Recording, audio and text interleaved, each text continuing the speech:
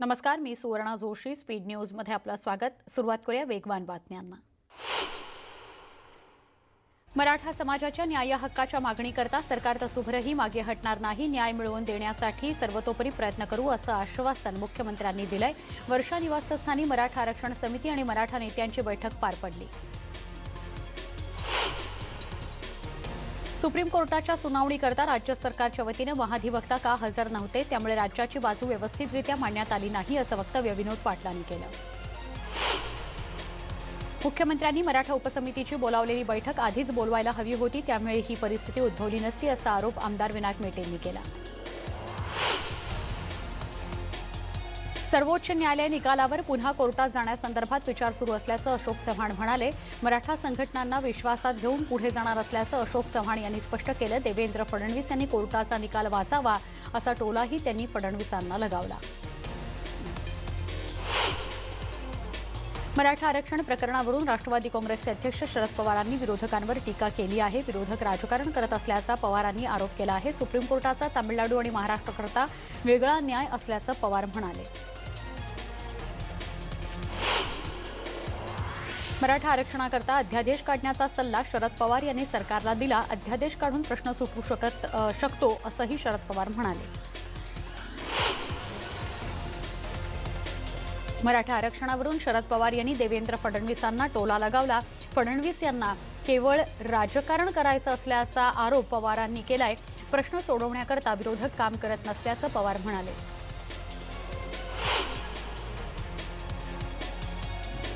मराठा आरक्षणावरून विधानसभेचे विरोधी पक्षनेते देवेंद्र फडणवीस यांनी ठाकरे सरकारवर तोफ डागली आहे. सरकारची रणनीती चुकली असल्याचं फडणवीस म्हणाले.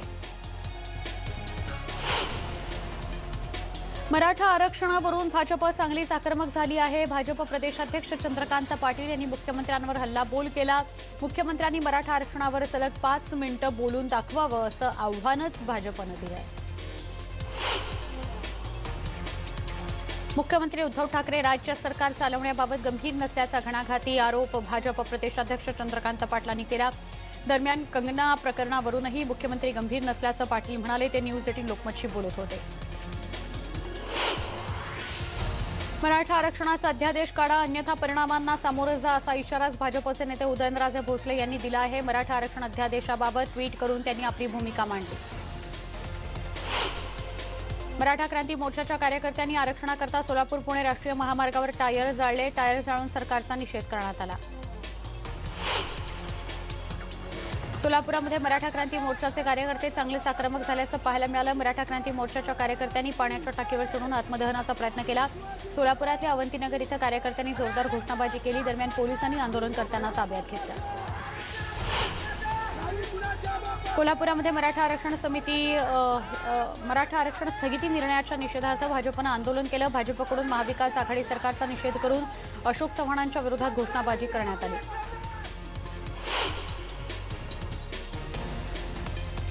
सर्वोच्च न्यायालयाकडून मराठा समाजाच्या आरक्षणाला जी स्थगिती देण्यात आली याबाबत भाजप आमदार शिवेंद्रराजे भोसले यांनी नाराजी व्यक्त केली आहे. सर्वोच्च न्यायालयामध्ये मराठा आरक्षणाबाबत राज्य शासनाकडून बाजू योग्य पद्धतीनं मांडली गेली नाही आणि त्यामुळेच मराठा आरक्षणाला स्थगिती मिळाल्याचा आरोप त्यांनी केला आहे.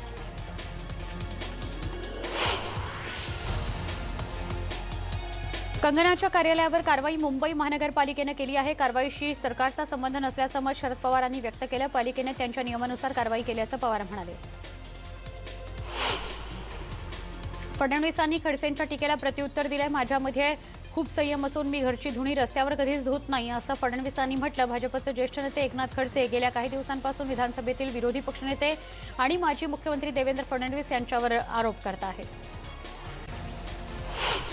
देवेंद्र फडणवीसांच्या टीकेला एकनाथ खडसेंनी उत्तर दिलंय. पुण्यातील MIDCची जमीन मी खरेदी केली नसल्याचं खडसे म्हणाले. जमीन आजही मूळ मालकाच्या नावावर असल्याचं खडसे म्हणाले. मी दोषी असेन तर विधानसभेत का बोलला नाहीत असा सवाल खडसेंनी फडणवीसांना विचारला. आज राज्यामध्ये 20,489 नव्या कोरोनाबाधितांची भर पडली आहे. तर राज्यामध्ये गेल्या 24 तासात 312 कोरोनाबाधितांचा मृत्यू झाला आहे. राज्यामध्ये सध्या ॲक्टिव्ह रुग्णांची संख्या 2,20,661 इतकी आहे. कल्याण डोंबिवली महापालिका क्षेत्रामध्ये सलग चौथ्या दिवशी कोरोनाच्या 400हून अधिक रुग्णांची भर पडली आहे। आज महापालिका क्षेत्रामध्ये कोरोनाचे 467 नवे रुग्ण सापडले आहेत, तर एकट्या डोंबिवलीमध्ये 250हून अधिक कोरोना रुग्णांची नोंद झाली आहे। मुंबईसह राज्यात कोरोना रुग्ण वेगाने वाढत आहेत। मुंबईतील वाढते रुग्ण आणि मास्क न लावणं तसंच सोशल डिस्टन्सिंगचं पालन न करण्याची प्रवृत्ती लक्षात घेऊन महापालिकेनं आता ₹200 दंड ठोठावण्यास सुरुवात केली आहे। पुण्यातील ग्रामीण भागामध्ये मास्क न वापरणाऱ्या नागरिकांवर कडक कारवाई करण्यात आली आहे। या कारवाईमधून तब्बल 2 कोटी रुपयांचा दंड वसूल करण्यात आला आहे। दरम्यान मास्क न वापरणाऱ्यांवर तीव्र कारवाई सुरू ठेवणार अशी माहिती जिल्हाधिकाऱ्यांनी दिली आहे। पूर्वी कोविडमुळे मुंबई महापालिका आणि सार्वजनिक रुग्णालयांमध्ये असलेला मृत्यूदर 82% होता, तो आता 59% इतका कमी झाला आहे। तर खासगी रुग्णालयांमध्ये पूर्वी कमी असलेला 18% मृत्यूदर वाढून 39% झाल्याची माहिती मनपा आयुक्तांनी दिली आहे। मुंबईतील रुग्ण दुप्पट होण्याचा काळ 61 दिवसांवर घसरला असून रुग्ण बरे होण्याचं प्रमाण 79% स्थिरावलं आहे। मात्र मुंबईत होत असलेली रुग्णवाढ पालिकेसाठी डोकेदुखी ठरण्याची चिन्ह आहेत। मुंबईत गुरुवारी दिवसभरामध्ये 2371 जण कोरोनाबाधित झाले, तर 38 रुग्णांचा मृत्यू झाला। पावसाळी अधिवेशनानंतर आणखी एक मंत्री कोरोना पॉझिटिव्ह निघाला आहे। सहकार राज्यमंत्री विश्वजित कदम यांना कोरोनाची लागण झाली। विश्वजित कदम हे होम क्वारंटाईन आहेत। उस्मानाबाद जिल्ह्यातील कळंब मतदारसंघाचे शिवसेनेचे आमदार कैलाश पाटील यांना कोरोनाची लागण झाली। अधिवेशनाआधी टेस्ट झाली असता त्यांचा रिपोर्ट पॉझिटिव्ह आलाय। संपर्कात आलेल्यांनी काळजी घेण्याचं आवाहन त्यांनी केलं। मुंबईच्या महापौर किशोरी पेडणेकर यांची कोरोना चाचणी ही पॉझिटिव्ह आली आहे। पुढील उपचारासाठी त्यांना सेव्हन हिल्स रुग्णालयात दाखल करण्यात आलंय। महापौर निवास इथून निघताना किशोरी पेडणेकर यांनी त्यांच्या सगळ्या कर्मचाऱ्यांना दिलासा दिला। अँब्युलन्समधून हॉस्पिटलकडे त्या रवाना झाल्या। यावेळी त्यांनी मुंबईकरांना काळजी घ्या असं आवाहन केलं। मुंबईप्रमाणेच आता पुण्यातही सेंट्रलाइज पद्धतीने कोरोना बेड्सचं मॅनेजमेंट होणार आहे। त्यासाठी समितीची स्थापना करण्यात आली आहे। गरजू पेशंट्सना बेड मिळत आहेत की नाही याचं नियंत्रण ही समिती ठेवणार आहे। ICMRनं अखेर त्यांच्या सिरो सर्व्हेचे निष्कर्ष जाहीर केलेत। मे महिन्यापर्यंत तब्बल 64,68,000 भारतीय कोरोनाने संक्रमित झाले होते आणि याचं निदानच झालं नाही असं या अहवालात म्हटलं आहे। मे महिन्यामध्ये प्रत्येक पॉझिटिव्ह केसमागे 82 ते 130 रुग्ण आहे ज्यांना कोरोनाची लागण झाल्याचं कळतं।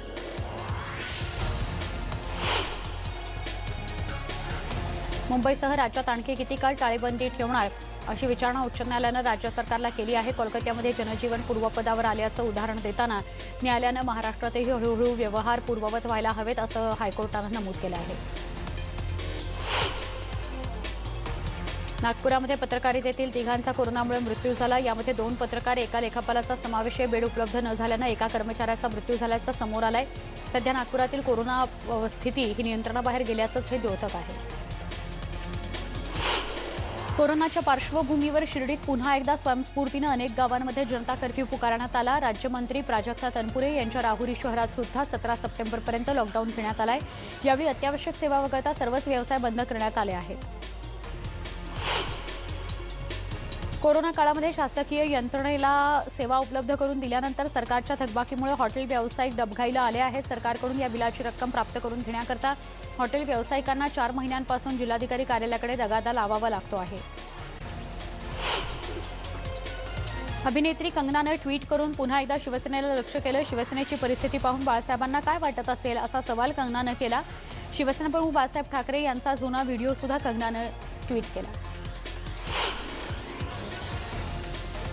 अभिनेत्री रिया चक्रवर्ती आणि तिच्या भावाची जामीन याचिका सेशन्स कोर्टानं फेटाळली आहे। त्यामुळे रिया 22 तारखेपर्यंत भायखळा जेलमध्येच राहणार आहे। आम्ही हायकोर्टात अपील करणार आहोत असं तिच्या वकिलांनी म्हटलं आहे।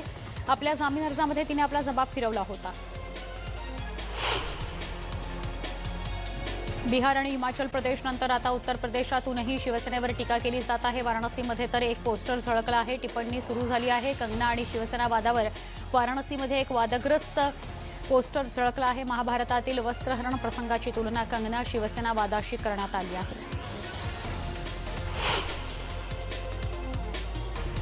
राज्य सरकारनं एकूण उत्पादित ऑक्सिजनपैकी 80% ऑक्सिजन हॉस्पिटलसाठी तर 20% उद्योगासाठी वापरण्याचा निर्णय घेतलाय। असं असलं तरी राज्यातील अनेक जिल्ह्यांमध्ये अपुरी ऑक्सिजन सुविधा असल्याचं पाहायला मिळतंय।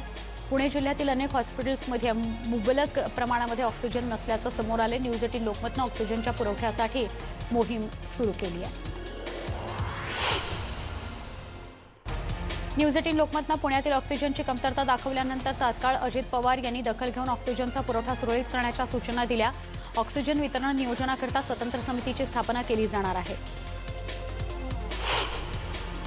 नागपुरामध्ये दररोज 4200 ऑक्सिजन सिलेंडर्सची मागणी आहे। पालिकेकडून 4500 ऑक्सिजन सिलेंडर्सची व्यवस्था करण्याची तयारी करण्यात आल्याची माहिती आहे। नागपुरात दिवसेंदिवस कोरोनाच्या रुग्णसंख्येमध्ये मोठी वाढ होती आहे। नाशिक जिल्ह्यामध्ये ऑक्सिजन पुरवठा व्हेंटिलेटरवर असल्याचं दिसून येत आहे।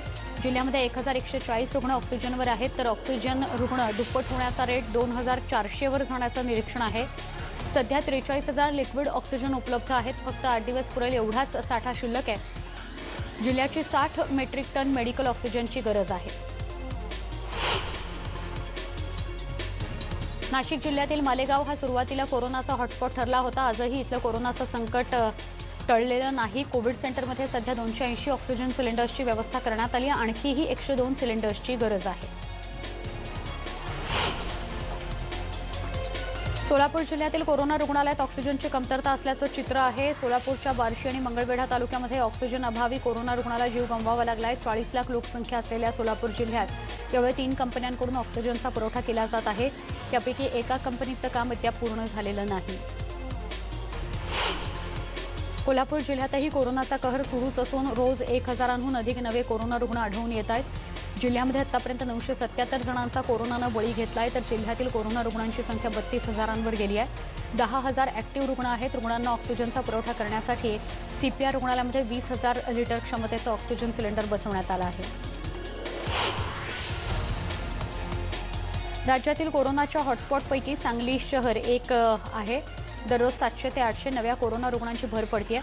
कोरोनामुळे रोज 20 ते 25 जण दगावत आहेत। धक्कादायक बाब म्हणजे ऑक्सिजन अभावी 2 कोरोना रुग्णांचा मृत्यू झालाय।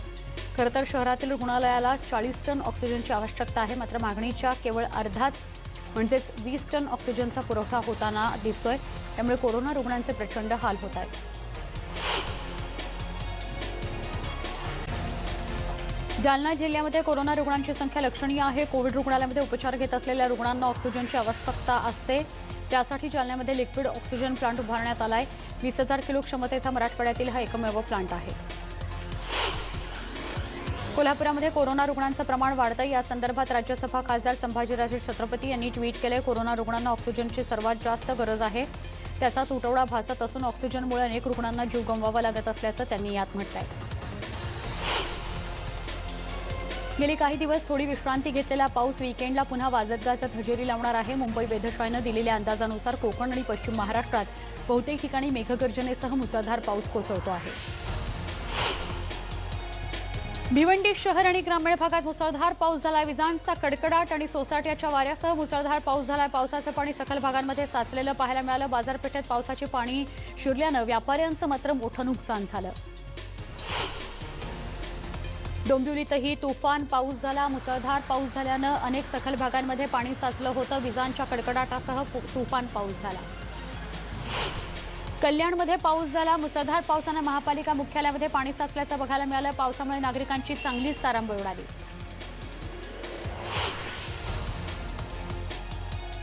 बीड जिल्ह्यामध्ये गेल्या 2 दिवसांपासून धुवाधार पावसानं हजेरी लावली आहे। यामुळे हजारो हेक्टरवरील ऊस पिकाचं मोठं नुकसान झालंय। त्याचबरोबर काढणीला आलेल्या मूग, उडीद, सोयाबीन आणि बाजरी या पिकांचंही मोठ्या प्रमाणात नुकसान झालंय। लातूर जिल्ह्यामध्ये काही ठिकाणी वादळी वाऱ्यासह पाऊस पडला। पावसाचा फायदा हा खरीपातील पिकांना झाला, मात्र यामुळे शेकडो हेक्टरवरील ऊस आडवा झालाय। त्यामुळे ऊस उत्पादक शेतकरी चांगलाच हैराण झालाय। मध्य प्रदेश राज्यातील संजय सरोवर धरणाचे 2 दरवाजे उघडल्यानं वैनगंगा नदीच्या पाणी पातळीत वाढ झाली आहे। दरम्यान गोसी खुर्द धरणाचे सगळे म्हणजे 33 दरवाजे उघडण्यात आले। वाशिम जिल्ह्यातील मुसळवाडी परिसरामध्ये गुरुवारी मुसळधार पाऊस झाला। या पावसामुळे माळेगाव घाटातील पाझर तलाव फुटला। त्यामुळे नाल्याकाठच्या 70 ते 80 हेक्टर जमिनींचं नुकसान झाल्याचं बघायला मिळत आहे। वाशिम जिल्ह्यातील कुत्तरडोह ते अमानी दरम्यान असलेल्या काटेपूर्णा नदीला पूर आल्यानं पुलावरून मोठ्या प्रमाणात पुराचं पाणी वाहतं आहे। पुराच्या पाण्यात 2 बाईकस्वार वाहून गेले, मात्र स्थानिकांनी त्यांना वाचवलं। अमरावती जिल्ह्यामध्ये मुसळधार पाऊस झाला। राजूरवाडी इथल्या नाल्याला मोठ्या प्रमाणावर पूर आला। राजूरवाडी मोर्शी रोडवरील पुलावरून पाणी जात असल्यानं हा मार्ग पूर्णपणे बंद झाला। त्यामुळे दोन्ही बाजूला मोठ्या प्रमाणावर नागरिक अडकले। महाराष्ट्रात रेडी रेकनर्सच्या दरात सरासरी वाढ करण्यात आली आहे. 1.74% अशी ही वाढ आहे. ग्रामीण भागात 2.81%, प्रभावक क्षेत्रामध्ये 1.89%, नगरपालिका नगरपंचायत क्षेत्रामध्ये 1.29% इतकी वाढ झाली आहे आणि महापालिका क्षेत्रात 1.2% वाढ करण्यात आली आहे. मुंबईत 2 लाखांपेक्षा जास्त बांधकामं झाली आहेत, पण निम्म्या बांधकामांना ओसी प्रमाणपत्रच मिळालेलं नाही, असं रिअल इस्टेट क्षेत्रातील तज्ज्ञांचा दावा आहे. दादर इथल्या इंदू मिलच्या जागेवर उभारण्यात येणाऱ्या डॉक्टर बाबासाहेब आंबेडकर यांच्या आंतरराष्ट्रीय स्मारकामध्ये बाबासाहेबांचा 450 फूट उंचीचा पुतळा उभारण्यास राज्य सरकारनं मान्यता दिली आहे. पुतळ्याची उंची वाढवल्यानं खर्चात आणखी वाढ होणार आहे. किरीट सोमय्या यांनी राज्याचे परिवहन मंत्री अनिल परब यांना थेट कार्यालयाबाहेर जाऊन व्हिडिओ शूट केलाय. सोमय्या यांनी परब यांचं वांद्रे पूर्व इथल्या गांधीनगर या कार्यालयाचं बांधकाम अनधिकृत असल्याचा आरोप केलाय. त्याच्यावर कारवाई कधी करणार असा सवालही त्यांनी केलाय. खासगी लॅबधारकांच्या संगनमतानं राज्याच्या आरोग्य खात्यानं सुमारे 270 कोटींची लूट केली असा गंभीर आरोप दरेकर यांनी केला. या प्रकरणाची निवृत्त न्यायाधीशांमार्फत चौकशी करावी अशी मागणीही दरेकर करतात.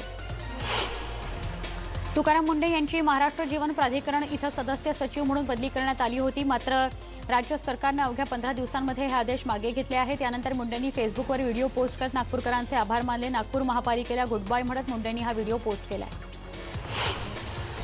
वसई विरार मीरा भाईंदर आयुक्तालयाची घोषणा होऊन वर्ष झाले, पण कार्यालयाचा पत्ताच नसून नवनियुक्त पोलीस आयुक्त सदानंद दाते यांची शासनानं नियुक्ती केली आहे. मात्र कार्यालयच नसल्यानं आयुक्त दाते हे कुठे बसणार असा प्रश्न निर्माण झालाय.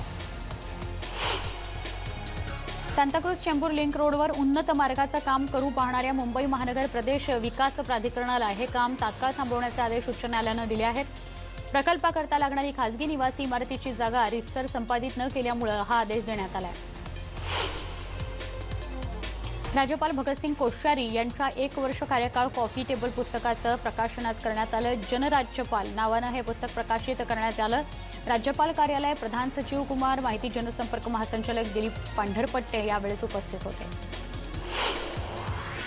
मुंबईतील दिल्ली दरबार या लोकप्रिय हॉटेलचे मालक जाफर गुलाम मंसूरी यांचं कोरोनामुळे निधन झाल्याची माहिती आहे. ते 84 वर्षांचे होते. जाफर हे खवय्यांमध्ये जाफर भाई नावाने लोकप्रिय होते किंवा त्यांना बिर्याणी किंग असं सुद्धा म्हटलं जायचं. मुंबईमध्ये मोगलाई पदार्थ मिळण्याचे प्रसिद्ध ठिकाण म्हणून दिल्ली दरबारला खवय्यांची कायमच पसंती मिळालेली आहे.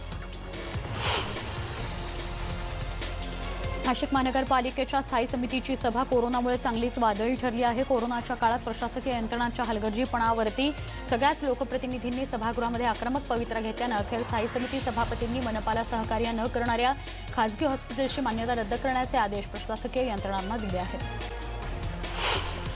पुण्यामध्ये एका रिक्षाचालकानं माणुसकीचं दर्शन घडवलं आहे. कोरोना संकटात अनेकांवर आर्थिक संकट सुद्धा कोसळलंय. अशाही परिस्थितीमध्ये पुण्यात या रिक्षाचालकानं त्याच्या रिक्षात विसरलेले 11 तोळे सोनं आणि रोख रक्कम पोलिसांच्या स्वाधीन केली. विठ्ठल मापारे असं या रिक्षाचालकाचं नाव आहे.